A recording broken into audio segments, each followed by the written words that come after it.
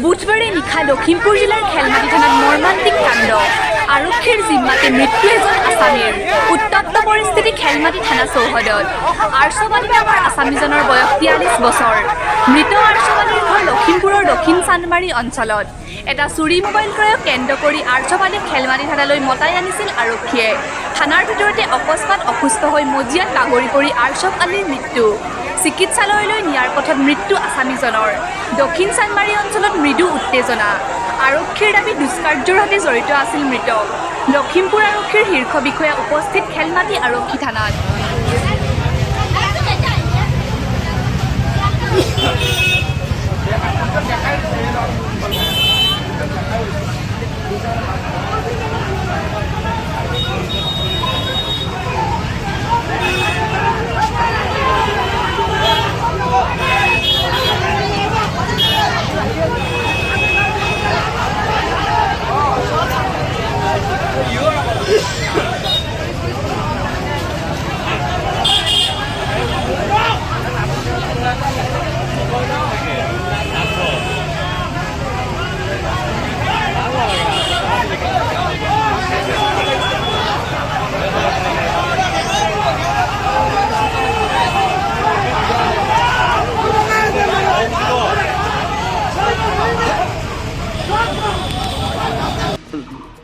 যোৱাকালি যিটো ঘটনা হ'ল আপোনাৰ কি হয়? তেখেত মোৰ খুৰা হয়।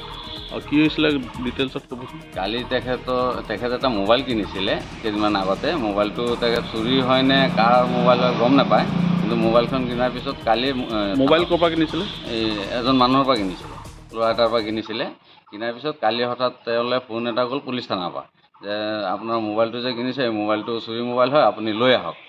সেইটো কোৱাৰ পিছত তেখেতে কৈছে ঠিক আছে মই আহিম। টাইম দিছে 8টা বজাত। টাইম দিয়াৰ পিছত তেখেতে 6টামান বজাত ফোন 6টা কিমান মানত ফোন এটা আহিছে, সেই ফোনত 8টা বজাত গধূলি টাইম দিয়াৰ পিছত তেখেত যাব আৰু সেই যোৱাৰ আগতে পুলিচ আহিলে। পুলিচ আহি তেখেতক উঠাই লৈ গ'ল। উঠাই লৈ গৈ আৰু যোনে চোৰ আছিলে সেই চোৰক ধৰিবলৈ তেখেতসকলে ৰাউণ্ড মাৰিবলৈ গুচি গ'ল। পূৰা এনেকৈ ৰাউণ্ড মাৰি পূৰা আপোনাৰ 10টামান বজাই দিলে। 10টামান বজাত থানাত আহিলে। থানাত অহাৰ পিছত থানাত সোমোৱাৰ পিছত লগত এজন মানুহ সোমালে। সেই মানুহজন থানাৰ বাহিৰতে ৰখি আছিলে। তেখেত মোবাইলৰ মালিক হেনো। তেখেত ৰখি আছিলে। ৰখি থকা তেখেতৰ লগত মোৰ কথা হৈছিলে, বহুত টাইম কথা হৈছিলে। কথা হোৱাত তেখেতে কৈছে বোলে আজি চোৰৰ হয় হাত ভাঙিম নহয় ভৰি ভাঙিম, কিন্তু এটা অংগ তাক বেয়া কৰি এৰিম যাতে সি একো কৰি খাব নোৱাৰে। কিন্তু কথাটো সত্য তেনেকৈ প্ৰমাণিত হ'ল। তাৰপিছত অলপ পাছতে দেখোঁ যে মাৰপিট কৰি আছে, তেখেতেও সোমাইছে। আপুনি কেনেকৈ দেখিলে? মই তেখেত সোমোৱা দেখিছোঁ আৰু পৰ্দা বন্ধ কৰি দিছে, কিন্তু পৰ্দাত মই অলপ চালোঁ।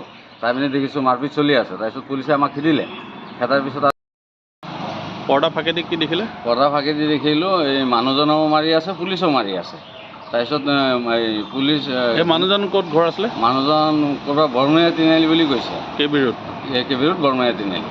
তাৰপিছত মানুহজনকতো নাম চামো নাজানো, কিন্তু আমাৰ লগত তেখেতৰ এই গাড়ীৰ ফটেজ আছে, তাৰমানে গাড়ী নাম্বাৰ আছে।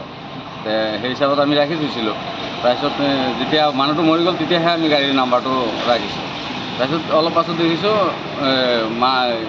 মাৰপিট কোনো হেৰি নাই, আৱাজ নাইকিয়া হৈ গ'ল। আৱাজ নথকাত এই আধা ঘণ্টামান পিছত ওলাই আহিছে মানুহজন একদম চেঞ্চলেছ, তাৰমানে ডেড বডিৰ নিচিনা ওলাই আহিলে।